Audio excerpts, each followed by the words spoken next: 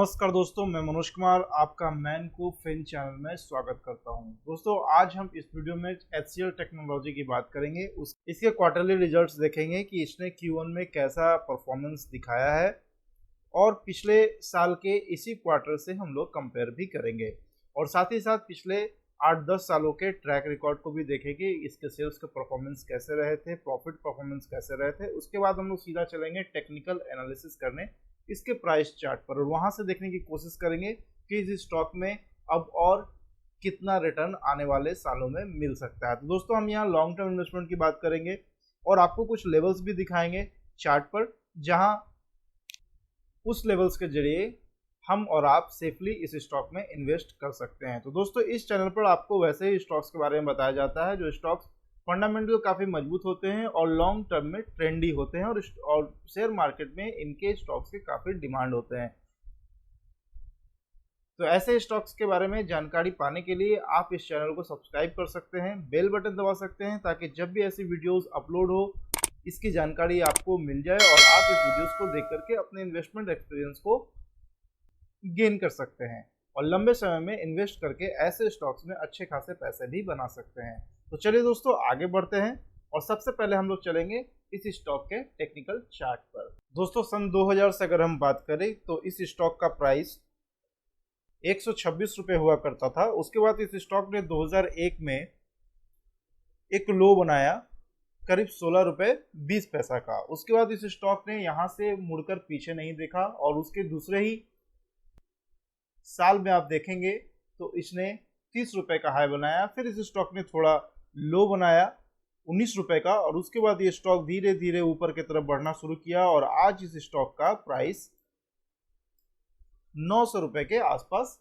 चल रहा है। तो दोस्तों, पिछले 20 साल 22 सालों में अगर आप देखेंगे तो इस स्टॉक ने करीब 56 गुना रिटर्न दिया है और ये तो केवल पिछले 20-22 सालों में इनकी प्राइस इंक्रीज हुई है। अगर पिछले 20-22 सालों की अगर हम बात करें तो इस स्टॉक ने कई सारे डिविडेंड्स भी दिए हैं जिससे इन्वेस्टर्स के प्राइस में इन्वेस्टर्स को काफ़ी ज़्यादा रिटर्न मिला है और उनको ईयरली बेसिस भी कुछ अर्निंग होते रहे हैं। और आज के डेट में अगर आज से 20 साल पहले की हम बात करें तो जिन्होंने 16 रुपये 17 रुपये पर इन्वेस्ट किया था और आज तक अगर इन्वेस्टेड है तो उनको ईयरली अपने इन्वेस्टमेंट पर अच्छा खासा अमाउंट डिविडेंड के रूप में भी मिल जाता है।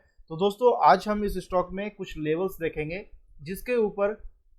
जिसके अकॉर्डिंग हम इन्वेस्ट करेंगे तो हम सेफ रह सकते हैं और लंबे समय के लिए इस स्टॉक में इन्वेस्टेड रह सकते हैं और आने वाले 15-20 सालों में ऐसे ही रिटर्न की उम्मीद भी कर सकते हैं। तो चलिए उस लेवल्स को हम लोग देखते हैं, फिर लास्ट में हम इस स्टॉक के फंडामेंटल एनालिसिस भी करके देखते हैं। दोस्तों, यहाँ पर हमने 3 लेवल ड्रॉ किए हैं, जिसमें पहला जो ऊपर वाला लेवल आप देख रहे हैं वो 1067 पे है, दूसरा लेवल जो है वो 916 पर है और तीसरा लेवल जो आप देख रहे हैं मोस्ट इम्पॉर्टेंट लेवल वो 374 का है।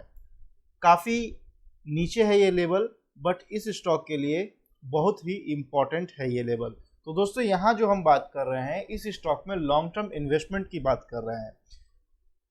अगर देखा जाए तो स्टॉक ऑलरेडी अपना लाइफ टाइम हाई जो इसने बनाया है वो करीब 1400 रुपये के आसपास बनाया है और वहाँ से ये स्टॉक धीरे धीरे करके आज के डेट में स्टॉक 900 के आसपास मिल रहा है। तो ऑलरेडी ये स्टॉक 50% डिस्काउंटेड है। स्टॉक फंडामेंटल काफ़ी स्ट्रांग है और स्टॉक लंबे समय से ट्रेंडी में भी है। स्टॉक मार्केट में इस स्टॉक का डिमांड काफ़ी अच्छा है, काफ़ी सारे म्यूचुअल फंड हाउसेस के इसमें इन्वेस्टमेंट भी हैं और अगर चाहें तो इस स्टॉक में लॉन्ग टर्म इन्वेस्टमेंट के लिए कभी भी एंट्री की जा सकती है। जब तक ये स्टॉक इस लेवल के ऊपर है तो लॉन्ग टर्म इन्वेस्टर को बिल्कुल भी घबराने की ज़रूरत नहीं है।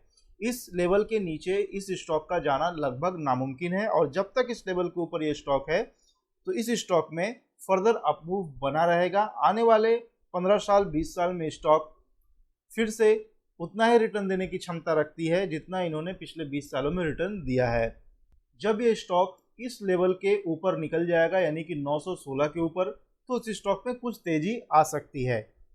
अगर आप चाहते हैं कि हम इस स्टॉक को तभी खरीदें जब इस स्टॉक में तेज़ी आ जाए तो इस स्टॉक को आप इंतज़ार कर सकते हैं 916 के लेवल के ऊपर ये स्टॉक निकले, इसका प्राइस 916 के ऊपर जाए तो इस स्टॉक में एंट्री की जा सकती है।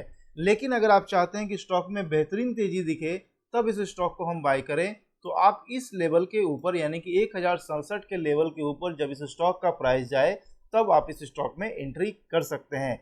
लेकिन इस स्टॉक में अभी बहुत ज़्यादा डिस्काउंट चल रहा है, करीब ये स्टॉक अपने लाइफ टाइम हाई से 50% के लेवल तक आ चुका है। 50% तक का डिस्काउंट ये स्टॉक दे रहा है, तो इस स्टॉक में धीरे धीरे एक्यूमुलेशन किया जा सकता है। अगर इस स्टॉक में अभी एंट्री करते हैं और कुछ समय के बाद, महीने 2 महीने के बाद स्टॉक का प्राइस और नीचे आ जाता है, तो इस स्टॉक में एवरेज किया जा सकता है। ये स्टॉक फंडामेंटली काफ़ी स्ट्रॉन्ग स्टॉक है और लंबे समय के लिए इस स्टॉक में निवेश किया जा सकता है और अच्छा खासा रिटर्न इस स्टॉक में आने वाले 10-12 साल, 15 साल, 20 साल में बनाया जा सकता है। तो दोस्तों ये 3 लेवल आप याद रखें। पहला लेवल 1067 का है, दूसरा लेवल 916 का है और तीसरा लेवल जो है वो 374 का है। ये तीनों लेवल अपने आप में काफ़ी इंपॉर्टेंट लेवल है और ये तीनों लेवल ये दर्शाता है कि इस स्टॉक में कितनी तेजी आ सकती है। जैसा कि मैंने बताया कि अगर ये स्टॉक 916 के ऊपर निकलता है तो इस स्टॉक में फर्दर तेजी आ सकती है और जब ये स्टॉक 1067 के ऊपर निकलेगा तो इस स्टॉक में काफ़ी तेजी देखने को मिल सकती है और उसके बाद ये स्टॉक कुछ ही समय में 1400 का लेवल यानी कि अपने लाइफ टाइम हाई के लेवल को तोड़ता हुआ नजर आएगा और एक नया हाई बनाता हुआ आपको दिख सकता है। तो दोस्तों ये था HCL टेक्नोलॉजी का टेक्निकल चार्ट एनालिसिस। अब हम लोग चलेंगे फंडामेंटल एनालिसिस की तरफ और वहां देखेंगे कि इसने क्वार्टरली परफॉर्मेंस कैसा दिखाया है। साथ ही साथ 8-10 सालों के हम लोग ट्रैक रिकॉर्ड भी देखेंगे जहां इसके एनुअल परफॉर्मेंस को हम लोग देखने की कोशिश करेंगे। तो चलिए चलते हैं फंडामेंटल एनालिसिस की तरफ। तो हम आ चुके हैं HCL टेक्नोलॉजी के क्वार्टरली रिजल्ट पर और आप यहाँ देख सकते हैं इस रो में आप देखेंगे जून 2022। यहाँ पर आप देखेंगे कि सेल्स इन्होंने 23,464 करोड़ का दिखाया है, जहां इनका मुनाफा 4,975 करोड़ का इन्होंने दिखाया है। तो अगर पिछले साल से पिछले क्वार्टर से इस क्वार्टर के अगर कंपेयर करें तो पिछले क्वार्टर में इन्होंने 5,052 करोड़ का मुनाफा दिखाया था, जो इस क्वार्टर में घट करके 4,975 करोड़ हो गया है। लेकिन सेम क्वार्टर में अगर प्रीवियस ईयर की बात करें 2021 में, तो वहां भी इनका प्रॉफिट थोड़ा गिरता हुआ हमें दिखा है, क्योंकि आप देखेंगे कि 2021 में जून क्वार्टर में इन्होंने 5,062 करोड़ का प्रॉफिट शो किया था, जो इस साल आप देखेंगे कि जून क्वार्टर में इन्होंने 4975 करोड़ का क्वार्टर प्रॉफिट शो किया है। तो बहुत बड़ी बात ये नहीं है, छोटी मोटी प्रॉफिट में गिरावट और बढ़ोतरी देखने को मिलती रहती है। बिजनेस है, बिजनेस में फ्लक्चुएशन होता रहता है। अगर नेट प्रॉफिट की हम बात करें तो नेट प्रॉफिट इन्होंने 3283 करोड़ दिखाया है जून क्वार्टर में 2022 में, और अगर पिछले साल से इसके नेट प्रॉफिट की हम कंपेयर करें तो पिछले क्वार्टर से अगर इसकी हम नेट प्रॉफिट की कंपेयर करें तो 2022 में ही मार्च क्वार्टर में इन्होंने 3593 करोड़ शो किया था, जिसमें हमें 300 करोड़ के करीब गिरावट देखने को मिली है 2022 के जून क्वार्टर में।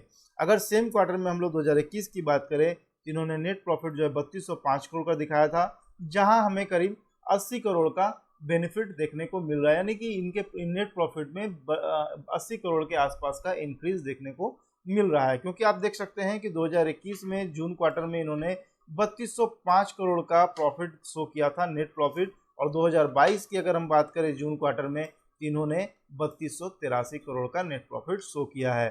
साथ ही साथ ईपीएस में भी बढ़ोतरी देखने को मिला है, जहां आप देख सकते हैं कि 2021 के जून क्वार्टर में इन्होंने 11.81 का ईपीएस शो किया था और अब ये इन्होंने 12.10 का ईपीएस शो किया है। पिछले क्वार्टर से अगर इसकी ईपीएस की कंपेयर की जाए तो थोड़ी कम है, बट सेम क्वार्टर में पिछले साल से अगर इसकी कंपेयर की जाए तो ईपीएस में भी बढ़ोतरी देखने को मिली है। तो दोस्तों ये था क्वार्टरली रिजल्ट, और क्वार्टरली रिजल्ट में बहुत ज़्यादा इंप्रूवमेंट देखने को नहीं मिला है, तो बहुत ज़्यादा गिरावट भी देखने को नहीं मिला है। तो अब यहाँ पर हमने क्वार्टरली रिजल्ट देख लिया, अब हम लोग चलेंगे एनुअल रिपोर्ट की तरफ, जहाँ पर स्टॉक के फंडामेंटल्स का एक्चुअल आईना देखने को मिलता है और जहाँ पर हम 8 से 10 सालों का ट्रैक रिकॉर्ड देखते हैं और उससे हमें पता चलता है कि कंपनी का परफॉर्मेंस कैसा रहा है पिछले 8-10 सालों में। तो दोस्तों यहाँ पर हम एनुअल प्रॉफिट लॉस की तरफ बढ़ चुके हैं और आप यहाँ पर देख सकते हैं कि मार्च 2022 में इन्होंने जो सेल्स दिखाया था वो 85,651 करोड़ का दिखाया था। ऑपरेटिंग प्रॉफिट जो इन्होंने दिखाया था वो 20,529 करोड़ का दिखाया था। अगर प्रीवियस ईयर से इसकी कंपेयर की जाए तो सेल्स में भी हमें बढ़ोतरी देखने को मिली है, जहाँ 75,380 करोड़ था वहाँ 2022 के मार्च क्वार्टर में इनका सेल्स यानी कि 2022 में एनुअल रिपोर्ट अगर देखेंगे तो इनका सेल्स 85,651 करोड़ तक बढ़ गया। साथ ही साथ ऑपरेटिंग प्रॉफिट में भी हमें 20,048 करोड़ से 20,529 करोड़ की बढ़ोतरी देखने को मिली है। यूं कह सकते हैं कि 500 करोड़ के आसपास ऑपरेटिंग प्रॉफिट में भी बढ़ोतरी देखने को मिली है 2021 के कंपेयर 2022 में। अगर हम पिछले 10 साल यानी कि 2011 से इनकी कंपेयर करें तो 2011 में इनका सेल्स जो था 15,730 करोड़ का था, जो आज के डेट में 85,651 करोड़ हो गया है। करीब 5 गुना इनका सेल्स जो है 2011 से लेकर के 2022 तक में बढ़ चुका है। कंपनी की परफॉर्मेंस अच्छी है। पिछले 10 सालों में इन्होंने अपना सेल्स 5 गुना बढ़ाया है। ऑपरेटिंग प्रॉफिट की अगर हम बात करें तो ऑपरेटिंग प्रॉफिट इनका 2456 करोड़ था, जो पिछले 10 सालों में यानी कि 2011 से लेकर के 2022 तक की अगर हम बात करें तो करीब 10 गुना इन्होंने अपना ऑपरेटिंग प्रॉफिट भी बढ़ाया है। नेट प्रॉफिट की अगर हम बात करें तो मार्च 2022 में इनका नेट प्रॉफिट 13,499 करोड़ था। अगर प्रीवियस ईयर से कंपेयर की जाए तो इनका जो नेट प्रॉफिट था वो 11,145 करोड़ था, जहां हमें 2,250 करोड़ का इंक्रीज देखने को मिला है। अगर 2011 से अब तक अगर ट्रैक रिकॉर्ड देखें तो 2011 में इनका नेट प्रॉफिट 1,647 करोड़ था, जो करीब 8-9 गुना बढ़ करके इनका जो नेट प्रॉफिट है वो 2022 में 13,499 करोड़ हो गया है। तो पिछले 10 सालों में 11 सालों में अगर इनकी नेट प्रॉफिट की बात करें तो 1,647 करोड़ से बढ़ करके 13,499 करोड़ हो गया, यानी कि इन्होंने अपना नेट प्रॉफिट करीब 8 गुना बढ़ाया है।